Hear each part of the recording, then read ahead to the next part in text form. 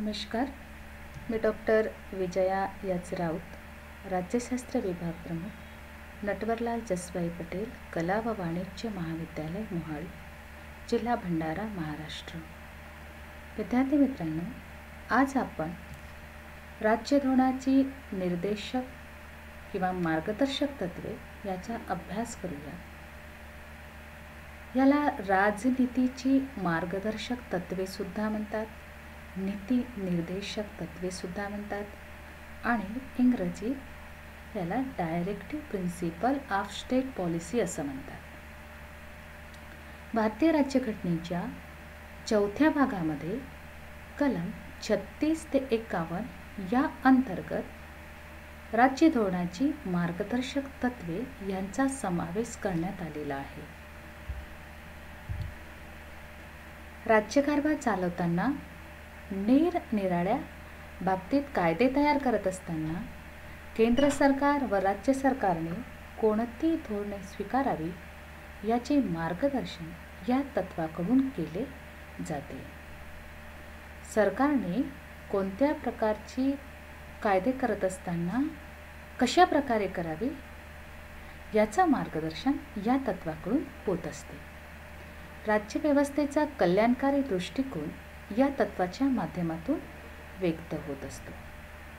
तर ही मार्गदर्शक तत्वे सर्वप्रथम प्राचीन स्पेनच्या राज्यघटनेत आढळून आली किंवा तिथे ती समाविष्ट होती. पुढे ती आयर्लंडने ही तत्वे स्वीकारली. त्यानंतर भारतीय संविधानकारांनी राजनीतीची मार्गदर्शक तत्वे ही आयर्लंडच्या राज्यघटनेकडून स्वीकारलेली आहे. म्हणजे याचा अर्थ असा आपल्याला या ठिकाणी सोप्या शब्दामध्ये आपल्याला असं म्हणावं लागेल की राज्य धोरणाची मार्गदर्शक तत्वे किंवा नीती निर्देशक तत्वे काय आहेत, तर सरकारने करावयाची कर्तव्य आहेत. म्हणजे सरकारने आपल्या धोरणाची आखणी करत असताना कशा प्रकारे धोरण आखावेत याची मार्गदर्शिका ही 36 ते 51 या कलमाच्या अंतर्गत येत असतं. तर ही एक गाईडलाईन आहे. ही गाईडलाईन सरकारला दिलेली आहे. आणि विद्यार्थी मित्रांनो, कोणतं सरकार चांगलं, तर जी आपली कर्तव्य पूर्ण करत असतो ती सरकार चांगलं आहे. आणि ह्या 36 ते 51च्या दरम्यान येणारी जी तत्वे आहेत त्या तत्वाची अंमलबजावणी जी सरकार करत आहे तर त्या सरकारचे धोरण कल्याणकारी आहे असं म्हणता येईल. म्हणजे राज्यव्यवस्थेचा कल्याणकारी दृष्टिकोन या तत्वाच्या माध्यमातून व्यक्त होतो. डॉक्टर बाबासाहेब आंबेडकर मार्गदर्शक तत्वाच्या संदर्भात काय म्हणतात ते आपण या ठिकाणी जाणून घेऊया. डॉक्टर बाबासाहेब आंबेडकर म्हणतात की मार्गदर्शक तत्वे म्हणजे दुसरे तिसरे काही नसून 1935च्या कायद्याने गव्हर्नर जनरल व प्रांताचे गव्हर्नर यांना जे सूचनापत्रक पाठविले जात असे त्याचे दुसरे रूप होय. दोन्हीमध्ये फरक एवढाच आहे की सूचनापत्रक फक्त कार्यकारी सत्तेला उद्देशून पाठविले जात असे, तर मार्गदर्शक तत्वाचा उद्देश विधिमंडळ व कार्यकारी मंडळ या दोघांनाही मार्गदर्शन करण्याचं आहे. म्हणजे 1935च्या भारत प्रशासन कायद्याच्या नव्हे फक्त गव्हर्नर जनरल, केंद्राचं गव्हर्नर जनरल आणि प्रांताचं गव्हर्नर. म्हणजे आजच्या भाषेत सांगायचं म्हणजे 1935मध्ये राष्ट्रपती म्हणजे गव्हर्नर जनरल आणि प्रांताचे गव्हर्नर म्हणजे राज्यपाल यांना जे सूचनापत्रक पाठवले जात होते त्याचेच हे दुसरं रूप आहे.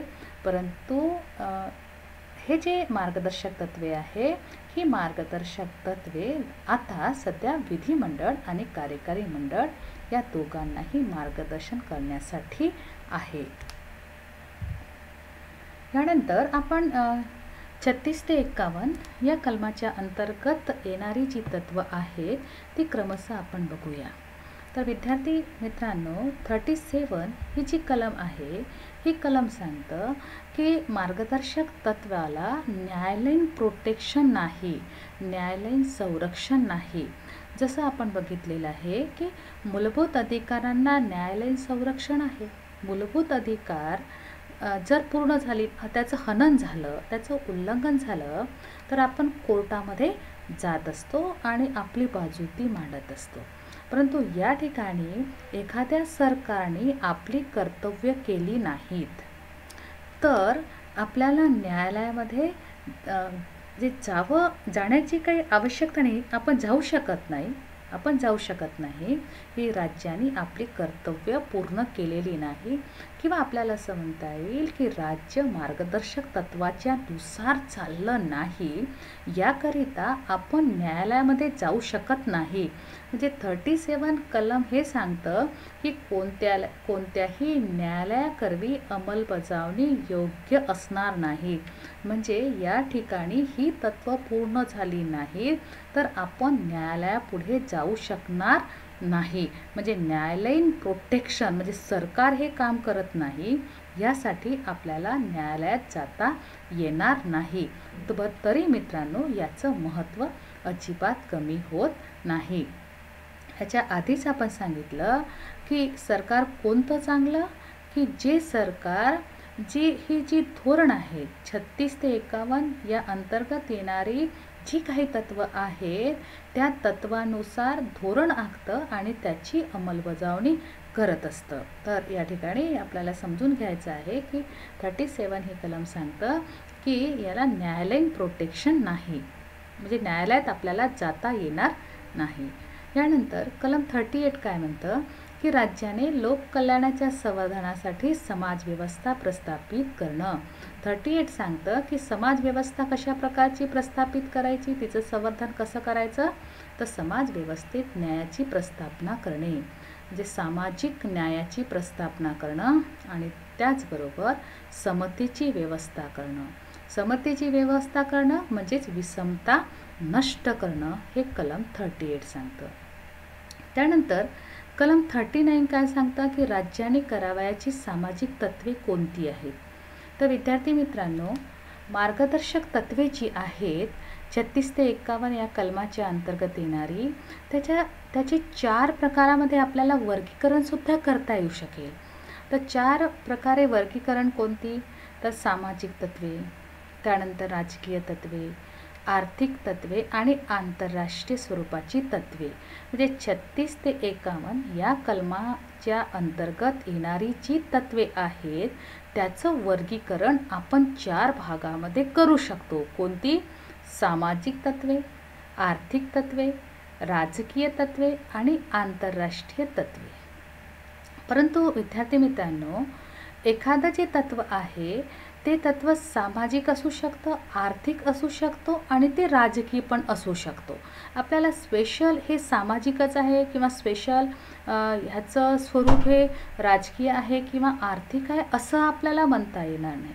फॉर एक्झाम्पल, आपण काय म्हणणार की समाजामध्ये सर्वांना त्यांचा उदरनिर्वाह होण्यासाठी पुरेसे साधन उपलब्ध व्हावे, म्हणजे समाजातील सर्वांना त्यांचं उदरनिर्वाह होण्यासाठी पुरेसे साधन उपलब्ध होणं आवश्यक आहे.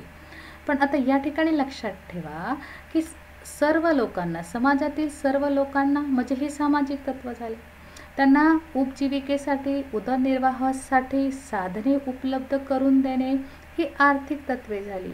आणि ही कोणी करून द्यायची आहेत, ही राज्याने करायची आहेत, म्हणजे ती राजकीय झालं. म्हणजे मला सांगायचं किंवा या ठिकाणी तुम्हाला समजून घ्यायचं आहे की स्पेशली ती तत्वे सामाजिकच आहेत किंवा ती राजकीयच आहेत किंवा ती आर्थिक आहेत असं आपल्याला म्हणता येणार नाही. तर एक तत्वला इतर तत्वसुद्धा हे जोडलेलं आहेत. तरीसुद्धा आपण या ठिकाणी कशा प्रकारची कोणती तत्वे कोणत्या अंतर्गत मोडतात याचा आपण निश्चितच विचार करूया. तर 39 मध्ये स्पेशली दिलेलं आहे की राज्याने करायची सामाजिक तत्वे. तर सामाजिक तत्वे कोणती कोणती आहेत ते आपण या ठिकाणी बघूया. तर पहिलं आहे की उपजीविकेचे पुरेसे साधन मिळवण्याचा हक्क स्त्री व पुरुष नागरिकांना सारखाच असावा. म्हणजे या ठिकाणी स्त्री आणि पुरुषांना उपजीविकेचे पुरेसे साधन उपलब्ध व्हावे, सारख्याच प्रमाणामध्ये व्हावे, म्हणजे या ठिकाणी समानतेने. म्हणजे उपजीविकेची जी साधन आहेत किंवा उदरनिर्वाहाची जी साधने आहेत त्याच्यावर हक्क स्त्री आणि पुरुषाचा समान आहे, असं या ठिकाणी 39A मध्ये आहे. दुसरं या अंतर्गत आहे की सामूहिक हिताला सर्वाधिक उपकारक किंवा उपयुक्त होईल अशा रीतीने समाजाच्या भौतिक साधनाचे स्वामित्व व नियंत्रण याची विभागणी करणं. म्हणजे समाज हिताला उपयुक्त होईल, ज्या ठिकाणी समाज हित साधेल अशा प्रकारे संपत्ती, भौतिक साधन संपत्तीचे स्वामित्व आणि नियंत्रण होणं हे आवश्यक आहे. म्हणजे या ठिकाणी आपल्याला असं म्हणावं लागेल की भौतिक साधन संपत्तीचे स्वामित्व हे एकीकडेच असू नये, एकाधिकार असू नये, तर समाजामध्ये सगळ्यांना त्याची वाटणी व्हावी, विभागणी व्हावी, अशा प्रकारची समाज व्यवस्था प्रस्थापित करणं हे राज्याचं दायित्व आहे. तिसरं या अंतर्गत आहे की आर्थिक यंत्रणा राबवण्याचा परिणाम म्हणून संपत्तीचे आणि उत्पादन साधनाचा संचय सामूहिक हितास बाधक होईल अशा प्रकारे एकाच ठिकाणी होऊ नये. म्हणजे याचाच अर्थ असा की संपत्तीचे आणि उत्पादनाचे एकीकरण होऊ नये, विकेंद्रीयकरण होणं आवश्यक आहे. संपत्ती आणि उत्पादन याचं एकीकरण होणं, जर एकीकरण होणं याला आपण भांडवलवाद म्हणतो ना, म्हणजे भांडवलवाद आणायचं नाही या ठिकाणी, तर समाजामध्ये संपत्तीचं आणि उत्पादनाचं नियंत्रण, स्वामित्व किंवा विभागणी ही सारख्याच रीतीने करावी की ज्यामुळे समाजहित साध्य होईल अशा प्रकारची कार्य राज्यांनी करावयाची आहेत. या ठिकाणी चौथा आहे की स्त्री आणि पुरुष या दोघांनाही समान कामाबद्दल समान वेतन मिळावं. समान काम असेल तर समान वेतन हे दिलं जावं. ठीक आहे. ग्रामीण भागामध्ये आपण बघतो की पुरुष काम करत असेल तर त्याला जास्त वेतन दिलं जातं आणि स्त्री तेच काम करत असेल त्यांना कमी वेतन दिलं जातं. परंतु सरकारी तत्वाच्या नुसार स्त्री आणि पुरुष हा भेद केला जात नाही. समान कामाबद्दल समान वेतन मिळावं. नेक्स्ट आहे की स्त्री पुरुष जे कामगार आहेत त्या कामगाराच्या आरोग्याला व ताकद आणि बालकांचे कोवळे वय यांचा दुरुपयोग करून घेण्यात येऊ नये. म्हणजे स्त्री पुरुष जे कामगार आहेत तर त्यांचे आरोग्य धोक्यात जाईल असे कामं त्यांच्याकडून करून घेऊ नये. दुसरं की बालकांचे कोवळे वय, तर आपण हे बघितले आहे की शोषण विरुद्ध अधिकाराच्या अंतर्गतच आपण बघितलेलं आहे की बालकांकडनं कोणतेही जे हार्मफुल जे कामं आहेत ते करवून घेणं हा एक प्रकारचा गुन्हा आहे. म्हणजे बालकांकडनं जे आपण बघितलं की स्मॉल जे चाइल्ड आहेत, चाइल्ड म्हणता येईल की 14 वर्षापर्यंतचे जे काही मुलं आहेत त्यांना तर कामावर लावलेच जाऊ नये. दुसरं आपण अजून एक बघितलं होता 2016चा, त्यामध्ये आपण बघितलं होतं की जे ॲडल्सन आहेत त्यांना 18 वर्षापर्यंत त्यांना धोकादायक कामावर लावू नये. हे आपण बघितलेलंच आहे. याच्या याच्या मागे जो व्हिडिओ आहे त्या व्हिडिओमध्ये शोषण विरुद्ध अधिकाराच्या अंतर्गत हे आपण बघितलेलं आहे. तर या ठिकाणी आपल्याला हे बघायचं आहे की जे स्त्री आणि पुरुषचे कामगार आहेत तर त्यांचे आरोग्य धोक्यात येईल किंवा बालकांचे कोवळे वय आहे त्याचा दुरुपयोग होईल. म्हणजे आर्थिक गरजेपोटी त्यांचे वय किंवा ताकद यास न पेलवणाऱ्या व्यवसायात शिरणे भाग पडू नये. म्हणजे त्यांना आर्थिक फायदा होतो म्हणून त्यांना धोकादायक व्यवसायामध्ये पाडू नये हा या ठिकाणी एक तत्व आहे. त्याच्यानंतर 6वं आपण या ठिकाणी बघू की बालक आणि युवक यांना शोषणापासून व भौतिक आणि नैतिक गरजांच्या बाबतीत उपेक्षेपासून संरक्षण दिलं जाईल. म्हणजे बालकांना निरामय पद्धतीने व मुक्त व प्रतिष्ठापूर्ण वातावरणात आपला विकास करण्यासाठी संधी व सुविधा उपलब्ध करून दिल्या जातील. मुलांचा नॅचरली विकास व्हावा, त्यांचा ग्रोथ व्हावं, त्यांना मुक्त वातावरणामध्ये जगता यावं, प्रतिष्ठापूर्ण वातावरणात त्यांचा विकास व्हावा, अशा ज्या संधी आहेत आणि ज्या सुविधा आहेत ते राज्याने उपलब्ध करून देणं हे आवश्यक आहे. यानंतर या अंतर्गतच आहे 39च्या अंतर्गत की समान न्याय व कायदेशीर मोफत सहाय्य.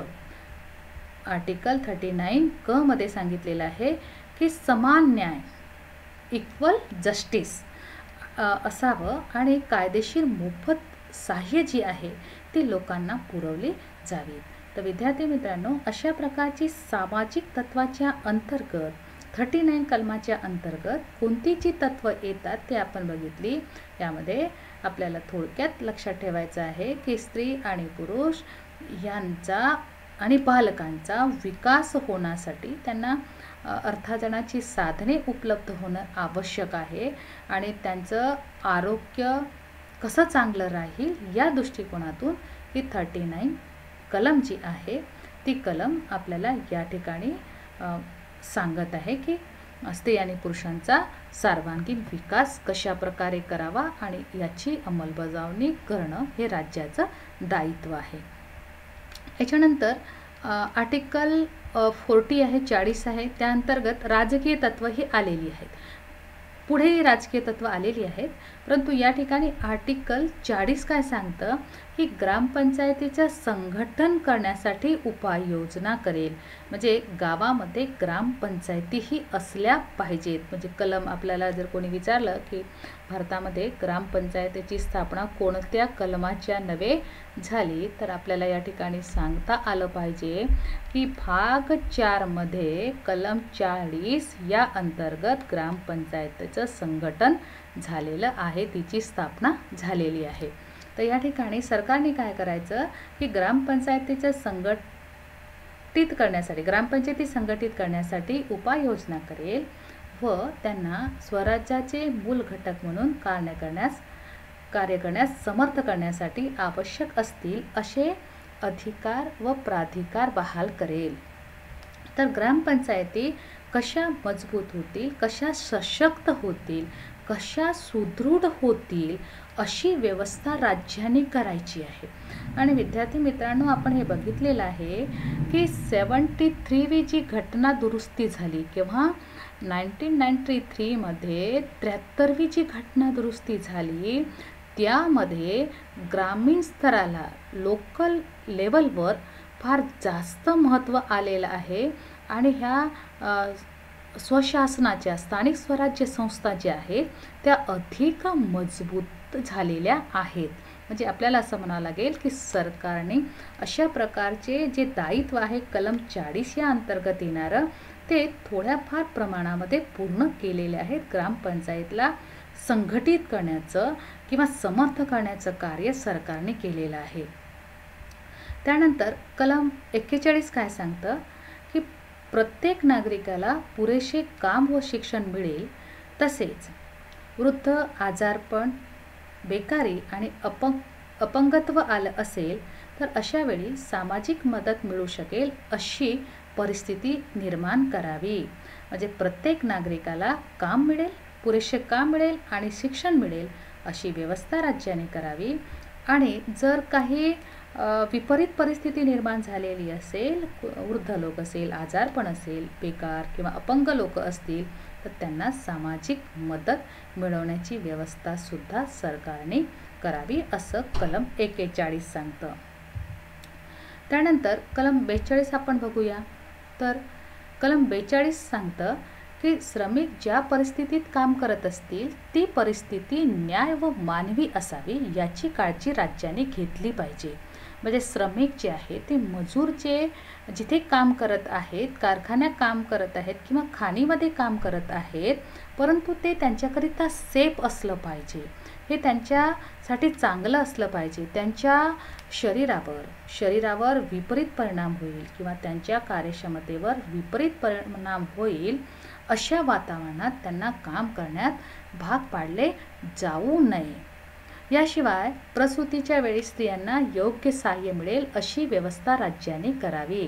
तर स्त्रियांना डिलेव्हरीच्या वेळेस योग्य सहाय्यता मिळाली पाहिजे. त्यांना जी मॅटर्निटी लीव जी आहे ती मिळाली पाहिजे. म्हणजे स्त्रियांना जी मॅटर्निटी लीव जी मिळत असते ती कलम 42च्या नवे मिळत असते. त्यानंतर कलम 43 म्हणतं की शेती, औद्योगिक किंवा अन्य ठिकाणी काम करणाऱ्या कामगारांना निर्वाह वेतन देताना त्यांची जीवनमान उंचवेल असा प्रयत्न राज्याचा असावा. विशेषतः ग्रामीण क्षेत्रात वैयक्तिक किंवा सहकारी तत्वावर कुटीर उद्योगाचे संवर्धन करण्यात यावे.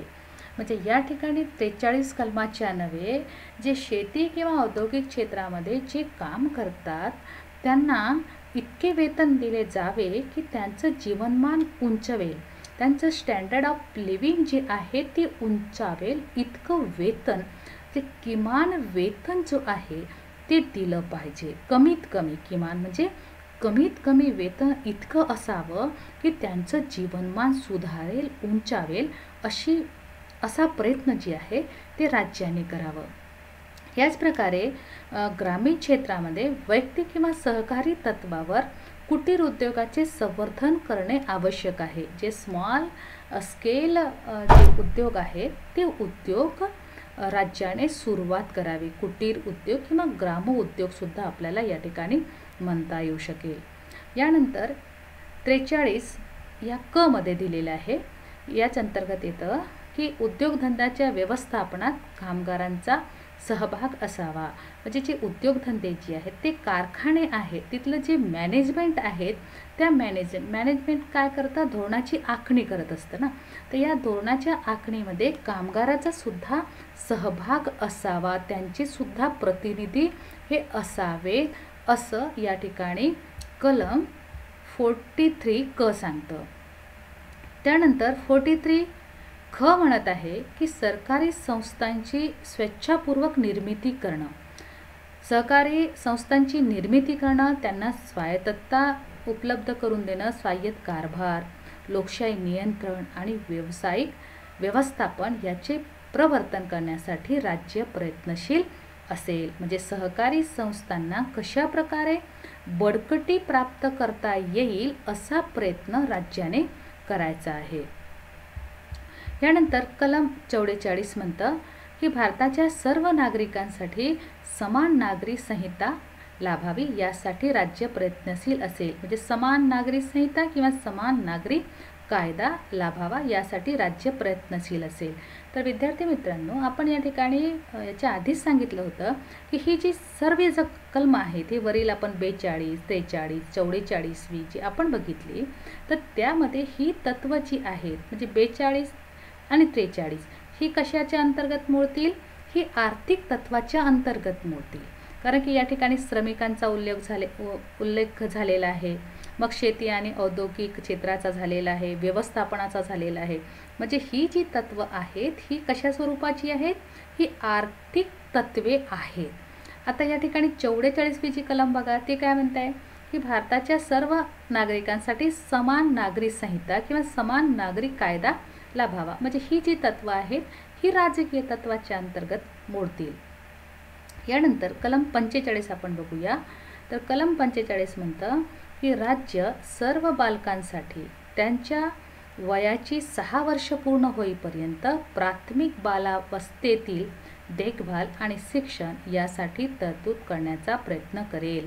म्हणजे 6 वर्षपर्यंतची जी मुलं आहेत त्यांची देखभाल करणं, बाल्यावस्थेत त्यांची देखभाल करणं, त्यांची शिक्षणाची पुरेशी व्यवस्था करणं हे राज्याचं दायित्व आहे आणि ते राज्य करेल. यानंतर कलम 46 म्हणतं की अनुसूचित जाती, अनुसूचित जनजाती आणि इतर दुर्बल घटक यांचे शैक्षणिक व आर्थिक हित संवर्धन विशेष काळजीपूर्वक करेल. म्हणजे अनुसूचित जाती, SC, ST आणि इतर दुर्बल घटक आहेत यांना शैक्षणिक आणि आर्थिक संवर्धन करेल, त्यांना संरक्षण प्राप्त करून देईल आणि सामाजिक अन्याय व सर्व प्रकारच्या शोषण यापासून त्यांचे रक्षण करेल. म्हणजे हे जे डिप्रेस क्लास आहेत ते डिप्रेस क्लासला शैक्षणिक आणि आर्थिक हित संवर्धन करणं आणि सामाजिक अन्याय आणि सर्व प्रकारच्या शोषणापासून त्यांचं रक्षण करणं हे कलम 46 सांगतं. ही सामाजिक तत्वाच्या अंतर्गत येईल. कलम 47 म्हणतं, राज्य आपल्या जनतेचे पोषणमान व राहणीमान उंचावेल आणि सार्वजनिक आरोग्य सुधारणे या गोष्टी राज्य आपल्या प्राथमिक कर्तव्यापैकी असल्याचे मान्य करेल. म्हणजे या ठिकाणी राज्य आपल्या जनतेचं राहणीमान आहे ते उंचावण्यासाठी, त्यांचं आरोग्य सुधारण्यासाठी प्रयत्न करेल, हे त्यांचं प्राथमिक कर्तव्यापैकी आहे. म्हणजे त्यांची फर्स्ट प्रायोरिटी काय आहे की लोकांचं जीवनमान, त्यांचं आरोग्यमान, त्यांचं पोषणमान हे कशा प्रकारे सुधरेल हे त्यांनी प्रयत्न करावं. आणि विशेषतः मादक पेय व आरोग्यास अपायकारक अशी अंमली द्रव्ये यांचे औषधीय प्रयोजनाखेरीज सेवन करण्यावर बंदी आणण्यासाठी राज्य प्रयत्नशील असेल. जी मादक द्रव्ये आहेत, दारू, अफू, गांजा अशा प्रकारची जी काही अंमली द्रव्ये आहेत त्याचे सेवनवर बंदी असेल.